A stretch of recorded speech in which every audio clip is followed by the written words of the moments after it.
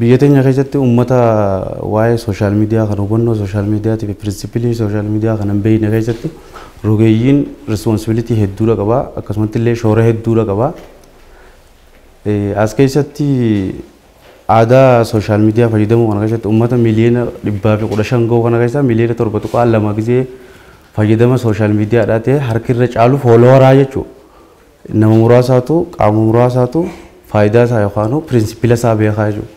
Kana keessatti rogeeyyiin keenya isaaniitu ajajaa waan ta'eef uummata kana karaa kallattii hangarsiisu isaanii waan ta'eef akkuma amma dura biyya teenya keessatti waa'ee sooshaal miidiyaa sana gisee dubbatan waa'ee qabsootii hojii yookaan poolitikaal aktiivizimiidhaatu beekama biyya teenya kana keessatti ammas poolitikaal aktiivizimii kana deebisanii gara ekonomikaal aktiivizimii, envaayirmentaal aktiivizimii, sooshaal aktiivizimii gara akkasumas aktiivizimii soona duudhaa hawaasaa kabarsiisu rogeeyyii kanaa jechuudha. Rogeeyyiin kun akkasitti bifa sanatti institutionalize ta'ee yaada waan gaafilee sadeen amma jenne tanallee achi keessatti yoo godhatee uummata kana gara barsiisuutti deeme uummanni kun hubannaan isaanii jijjiiramaa jechuudha. So kanaafuu rogeeyyiin gaheen isaanii guddaadha.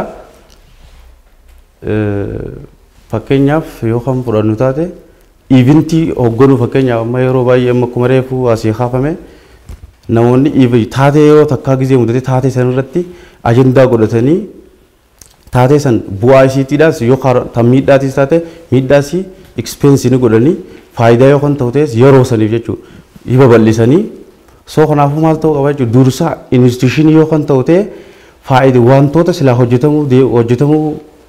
hojjetamuu qabu kana dursa lafa taa'ee yookaan institution san keessa jira waan ta'eef ajendaa yeroodhaa jala deemamee ajendaa yerootiin hin deemamu jechuudha.